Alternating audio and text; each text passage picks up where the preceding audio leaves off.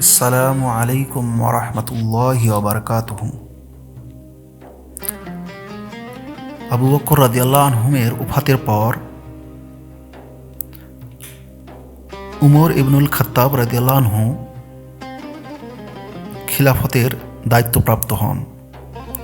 আবু বকর রাদিয়াল্লাহু আনহু নিজেই উমর ইবনুল খাত্তাব রাদিয়াল্লাহু আনহুকে খলিফা হিসেবে নিযুক্ত করে যান। উমর ইবনুল খাত্তাব বিন নুফাইল আবু হাফস তার কুনিয়ত। তিনি তার পিতার দিক থেকে সপ্তম পূর্বপুরুষ এবং মাতার দিক থেকে ষষ্ঠ পূর্বপুরুষে গিয়ে রাসূল সাল্লাল্লাহু আলাইহি সাল্লামের বংশের সাথে মিলিত হন। নবীজি সাল্লাল্লাহু আলাইহি সাল্লাম থেকে তিনি ১৩ বছরের ছোট ছিলেন। উমর রাদিয়াল্লাহু আনহু ছিলেন ন্যায়পরায়ণ এবং সাহসী। রাসূল সাল্লাল্লাহু আলাইহি সাল্লামের সাথে প্রায় সবগুলো যুদ্ধে তিনি অংশগ্রহণ করেছেন। আবু বকর রাদিয়াল্লাহু আনহু ওফাতের পূর্ব মুহূর্তে নিজ বিছানায় বিশিষ্ট সাহাবাদের সাথে পরামর্শ করে উমর ইবনুল খাত্তাব রাদিয়াল্লাহু আনহুকে খলিফা নিযুক্ত করেন। মুসলমানদের একতা টিকিয়ে রাখতে তিনি খলিফা হিসেবে পছন্দ করেন উমর রাদিয়াল্লাহু আনহুর মতো একজন সাহসী এবং ন্যায়পরায়ণ ব্যক্তিত্বকে। তাই তিনি উসমান বিন আফফান রাদিয়াল্লাহু আনহুকে ডেকে উমর রাদিয়াল্লাহু আনহুর নিকট খিলাফতের প্রতিশ্রুতি লিখে পাঠান। সেখানে লিখিত ছিল, বিসমিল্লাহির রহমানির রহিম, এটি আবু বকর বিন আবু কুহাফা রাদিয়াল্লাহু আনহু কর্তৃক মুসলমানদের প্রতি প্রতিশ্রুতি।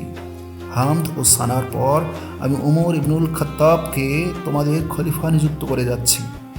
সুতরাং সে যদি তোমাদের ক্ষেত্রে ধৈর্যশীল এবং ন্যায়পরায়ণ হয়, তার ব্যাপারে আমার ধারণা এমনই। আর যদি সে সীমালঙ্ঘন করে এবং উল্টো কিছু করে, তাহলে বলতে হয় অদৃশ্যের জ্ঞান তো আমি রাখি না।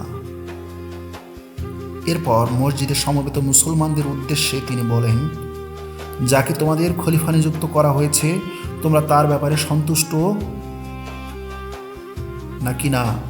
তারা বললেন, আমরা আপনার কথা শুনলাম ও মেনে নিলাম।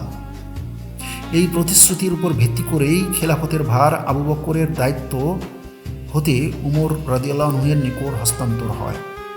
উমর রাদিয়াল্লাহু আনহু খলিফা হলে সকল মুসলমান তার কাছে বাইয়াত হন এবং তাকে আমিরুল মুমিনিন উপাধিতে ভূষিত করেন। উমর ইবনুল খাত্তাব রাদিয়াল্লাহু আনহুর খেলাফত প্রাপ্তির সময় ইয়ারমুকের যুদ্ধ প্রচণ্ড আকার ধারণ করেছিল। ইতিপূর্বে সাহসী বীর সৈনিক খালিদ বিন ওয়ালিদ রাদিয়াল্লাহু আনহুর নেতৃত্বে মুসলিম সৈন্যরা বিভিন্ন বিজয় লাভ করে। খালিদ বিন ওয়ালিদ ছিলেন সাহসী এবং বিচক্ষণ মুজাহিদ। যুদ্ধের প্রতিটি বিষয় সম্পর্কে তার ছিল গভীর জ্ঞান। এ পর্যন্ত বেশ কয়েকটি যুদ্ধ করায় তিনি যুদ্ধের ব্যাপারে প্রচণ্ড দক্ষতা অর্জন করেন। কিন্তু উমর রাদিয়াল্লাহু আনহুর আশঙ্কা হয়, খালিদের প্রতি মুগ্ধতার ক্ষেত্রে মুসলমানরা ফিতনায় জড়িয়ে পড়ে কিনা। তাই তিনি খালিদ বিন ওয়ালিদ রাদিয়াল্লাহু আনহুর কাছে মুসলিম সৈন্যদের নেতৃত্ব আবু উবায়দা ইবনুল জাররাহ রাদিয়াল্লাহু আনহুর হাতে অর্পণের নির্দেশ দিয়ে চিঠি পাঠান। খালিদ বিন ওয়ালিদ রাদিয়াল্লাহু আনহুর কাছে এই চিঠি পৌঁছলে তিনি সৈন্যদের দুর্বল হয়ে যাওয়ার আশঙ্কায় তা প্রকাশ করেননি। এরপর 15 হিজরি সনে ইয়ারমুকের যুদ্ধে মুসলমানদের বিজয় সম্পন্ন হলে তিনি তাদের নেতৃত্ব আবু উবায়দা রাদিয়াল্লাহু আনহুর কাছে হস্তান্তর করেন। রোমান সাম্রাজ্যের পতন। রোমান সৈন্যদের ইয়ারমুকের যুদ্ধে পরাজিত হওয়া এবং তাদের মধ্য থেকে একটি বিরাট অংশ ইয়ারমুক প্রান্তরে বিলুপ্ত হয়ে যাওয়ার পর মুসলমান সৈন্যরা আবু উবায়দা রাদিয়াল্লাহু আনহুর নেতৃত্বে দামেস্কের দিকে অগ্রসর হন। দামেস্ক মুসলমানদের দখলে চলে আসে। এছাড়াও মুসলমানরা দখল করে নেয় আরও কয়েকটি শহর। এরপর মুসলমানরা বাইজেন্টাইন সম্রাট হিরাক্লিয়াসের সৈন্যদের মুখোমুখি হয়ে বিজয় লাভ করেন। এভাবেই রোমানদের সাম্রাজ্য সিরিয়া এবং ফিলিস্তিন থেকে মুছে যায়। জেরুজালেমে ওমর রাদিয়াল্লাহু আনহুর প্রবেশ। যে সময়ে আবু উবায়দা ইবনুল জাররাহ রাদিয়াল্লাহু আনহুর নেতৃত্বে মুসলিম সেনারা রোমানদের সাথে যুদ্ধ করছিল, সে সময় আমর ইবনুল আস রাদিয়াল্লাহু আনহু আজনাদাইন নামক স্থানে রোমানদেরকে পরাজিত করে বাইতুল মাকদিস অভিমুখে অগ্রসর হন। তিনি সেখানে পৌঁছে দীর্ঘ সময় জেরুজালেমে অবরোধ করে রাখেন। পেট্রিয়ার্ক সফরোনিয়াস খলিফা উমরের ব্যক্তিগত উপস্থিতির শর্তে আত্মসমর্পণ করতে রাজি হন। এরপর ওমর ইবনুল খাত্তাব রাদিয়াল্লাহু আনহু মদিনা থেকে জেরুজালেমের উদ্দেশ্যে রওনা করেন। পথিমধ্যে সিরিয়ার অবস্থা পরিদর্শন করে যান। এরপর তিনি 16 হিজরি মোতাবেক 637 সালে জেরুজালেম পৌঁছান। পেট্রিয়ার্ক সফরনিয়াস খলিফা ওমর রাদিয়াল্লাহু আনহুকে স্বাগত জানিয়ে তার কাছে জেরুজালেম শহর অর্পণ করেন। ওমর ইবনুল খাত্তাব রাদিয়াল্লাহু আনহু খ্রিস্টানদেরকে তাদের জীবন এবং ধন সম্পদ হেফাজতের নিরাপত্তা দেন, তাদেরকে ধর্মীয় উপাসনার ব্যাপারে স্বাধীনতা দেন। পেট্রিয়ার্ক সফরনিয়াস ওমর রাদিয়াল্লাহু আনহু এর কাজে আকৃষ্ট হয়ে বলে ওঠেন, হে আমিরুল মুমিনিন, সত্যিই আপনাদের রিসালাত ন্যায়পরায়ণতা, স্বাধীনতা এবং উদারতার সর্বোচ্চ মর্ম বহন করে। এটি ইসলামের মহান রিসালাত যা ওমর ইবনুল খাত্তাব রাদিয়াল্লাহু আনহু মদিনা থেকে জেরুজালেম বহন করে নিয়ে যান।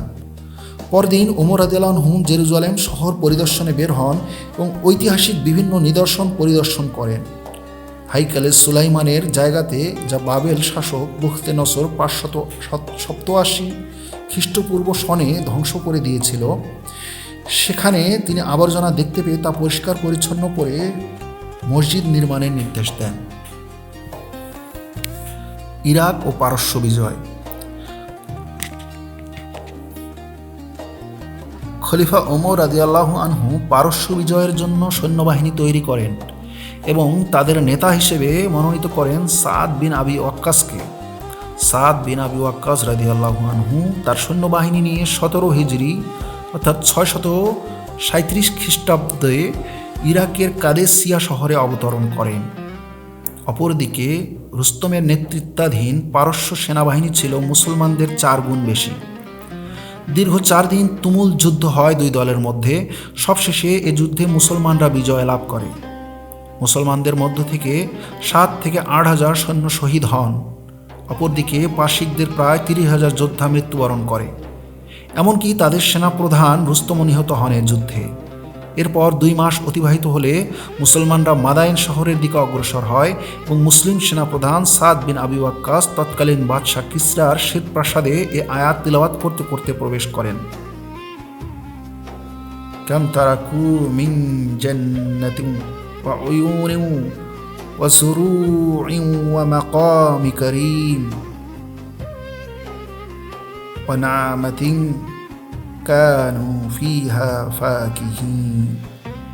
তারা ছেড়ে গিয়েছিল কত উদ্যান ও প্রস্রবণ, কত শস্যক্ষেত্র ও সুরম্য স্থান এবং কত সুখের উপকরণ, যেখানে তারা খোশ গল্প করত।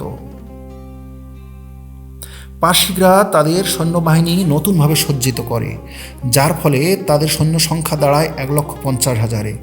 তখন উমর ইবনুল খাত্তাব রাদিয়াল্লাহু আনহু নোমান বিন মুকাররিনের নেতৃত্বে মুসলমানদের সাহায্যে 30,000 সৈন্যবাহিনী পাঠান। নাহাওয়ান্দ শহরে এসে মুসলমানদের মাঝে এবং পারসিকদের মাঝে তুমুল যুদ্ধ হয়। এই যুদ্ধেও মহান আল্লাহর সাহায্যে মুসলমানরা বিজয় লাভ করে। মুসলমানরা একে বিজয়ের বিজয় বলে নামকরণ করে, কেননা এই যুদ্ধের পর পারস্য সাম্রাজ্য আর কোনোদিন মাথা উঁচু করে দাঁড়াতে পারেনি। এ যুদ্ধ সংঘটিত হয়েছিল 21 হিজরি অর্থাৎ 642 খ্রিস্টাব্দে। এভাবেই মুসলমান সৈন্যরা গোটা পারস্যের উপর ক্ষমতা প্রতিষ্ঠা করতে সক্ষম হয়। মিশর বিজয়। 639 সালের শেষাংশে আমর ইবনুল আস রাদিয়াল্লাহু আনহু মিশর বিজয়ের জন্য খলিফা ওমর ইবনুল খাত্তাব রাদিয়াল্লাহু আনহু এর অনুমতি নিয়ে মিশরের দিকে তার সৈন্যবাহিনী সহ অগ্রসর হন। তার সাথে সৈন্যবাহিনীর সংখ্যা ছিল 4,000। তিনি তার সৈন্যবাহিনী নিয়ে ফিলিস্তিন থেকে উপকূলের সমান্তরাল ভূমি অতিক্রম করে মিশরের বেলবিস শহর দখল করতে সক্ষম হন। এরপর তিনি বেবিলন দুর্গ বিজয় করতে অগ্রসর হন এবং সেখানে পৌঁছে দুর্গ অবরোধ করে ফেলেন। এ সময় তিনি খলিফা ওমরের কাছে সাহায্য চেয়ে আরও কিছু সৈন্যবাহিনী তলব করেন। তখন ওমর রাদিয়াল্লাহু আনহু জুবাইর বিন আওয়ামের নেতৃত্বে 8,000 সৈন্যসহ একটি দল আমর ইবনুল আসের কাছে পাঠান। বেবিলন শহরে রোমানদের সাথে মুসলমানদের প্রচণ্ড যুদ্ধ হয় এবং মুসলমানরা এক পর্যায়ে বেবিলন দুর্গে নিজেদের ক্ষমতা প্রতিষ্ঠা করতে সক্ষম হয়। বেবিলন শহর বিজয় করে মুসলমানগণ আলেকজান্দ্রিয়া নগরী আক্রমণ করতে অগ্রসর হন এবং দীর্ঘদিন তা অবরোধ করে রাখেন। অবশেষে 21 হিজরি অর্থাৎ 642 খ্রিস্টাব্দে রোমানদের পক্ষ থেকে নির্ধারিত মিশর শাসক ও কিপ্তিদের প্রধান মুকাউকিস আমর ইবনুল আসের সাথে সন্ধি করে। এই সন্ধির গুরুত্বপূর্ণ শর্ত ছিল রোমান বাহিনীকে ফিরে যাওয়ার সুযোগ দিতে হবে, খ্রিস্টানদের ধর্মীয় স্বাধীনতা দেওয়া হবে এবং তাদের জানমালের হেফাজত করা হবে। এই সন্ধিতে যারা একাত্মতা প্রকাশ করবে তারা কর আদায় করবে। মিশরের জনগণ যখন আমর ইবনুল আসের ন্যায়পরায়ণতা, বিচক্ষণতা, বীরত্ব ও উদারতা দেখতে পায় তখন তারা তাকে ও আরব সেনাবাহিনীকে স্বাগত জানায়। বেবিলন দুর্গের নিকটে আমর ইবনুল আস রাদিয়াল্লাহু আনহু এক নতুন শহর প্রতিষ্ঠা করেন। এ শহরের নামকরণ করেন ফুস্তাত নামে। একই নামে সেখানে একটি মসজিদ নির্মাণ করা হয় যা আজও বিদ্যমান। পাশাপাশি তিনি কৃষিকাজ ও সেচের প্রতি গুরুত্ব আরোপ করেন, একটি খাল খনন করেন এবং এর নাম দেন খালিজু আমিরিল মুমিনিন। ন্যায়পরায়ণতা, তাকওয়া, বিনয় এবং সাহসিকতা সামগ্রিক গুণাবলীর সুসমাহারে খলিফা ওমর রাদিয়াল্লাহু আনহু সুপরিচিত। সাদাসিধে পোশাক, চালচলন এবং খেজুর গাছের পাতাকে নিজ বিছানা বানিয়ে নেওয়া তার উত্তম গুণাবলীর প্রমাণ বহ জীবনাচার। তিনি সাধারণ মানুষের মতোই বাজারে যাওয়া আসা করতেন, রাত জেগে সামাজিক নানা সমস্যা খুঁজে বের করে সেগুলো সমাধানে সচেষ্ট হতেন। দুনিয়ার জীবনে আল্লাহর কালিমাকে সুউচ্চ করা এবং মুসলমানদের জানমালের হেফাজত করতে কাফেরদের বিরুদ্ধে প্রতিরোধ গড়ে তোলা ছাড়া অন্য কিছুকে ওমর রাদিয়াল্লাহু আনহু গুরুত্বপূর্ণ মনে করেননি। ওমর রাদিয়াল্লাহু আনহু আরবি সনের প্রবর্তন করেন এবং সেটা রাসূল সাল্লাল্লাহু আলাইহি সাল্লামের হিজরত থেকে গণনা শুরু করেন। প্রত্যেক বছরের প্রথম মাস নির্ধারণ করা হয় মুহাররমকে। রাষ্ট্রীয় শাসন কাঠামো বিভিন্ন মন্ত্রিত্বে বিন্যস্ত করেন। এর কার্যক্রম পরিচালনা করতে নিয়োগ দেন কর্মকর্তা। আদালত পরিচালনায় নিয়োজিত করেন কাজী। কাজীর কাজ ইনসাফের সঙ্গে সম্পাদনার জন্য তিনি সেটা আলাদা বিভাগের মর্যাদা দেন। ফলে বিচার বিভাগ ও প্রশাসন সবগুলোই স্বাধীনভাবে কাজ করতে পারত। রাষ্ট্রীয় সম্পদের হিসাব রাখতে বাইতুল মাল প্রতিষ্ঠা করেন। বাজারের দেখাশোনা করতে, খেয়ানত ও প্রতারণা বন্ধ করতে তিনি পর্যবেক্ষক নিয়োগ দেন। এমনকি তিনি বিভিন্ন শহরে মুসলমানদেরকে ধর্মীয় শিক্ষা দিতে উলামা এবং ফুকাহা প্রেরণ করেন। 23 হিজরি মোতাবেক 644 সালে মুগিরা বিন সুবার দাস অগ্নিপূজারী আবু লুলু আর হাতে ওমর রাদিয়াল্লাহু আনহু নির্মমভাবে শহীদ হন। ওমর রাদিয়াল্লাহু আনহু যখন জানতে পারলেন তাকে শহীদ করেছে একজন অগ্নিপূজারী, তখন তিনি আল্লাহর প্রশংসা করলেন। যেহেতু আল্লাহ তাআলা তার শাহাদত এমন এক হন্তারকের মাধ্যমে দিয়েছেন যে জীবনে আল্লাহর জন্য একটি সিজদাও করেনি। আয়েশা রাদিয়াল্লাহু আনহার ঘরে রাসূল সাল্লাল্লাহু আলাইহি সাল্লাম ও আবু বকরের পাশে তিনি শায়িত হন।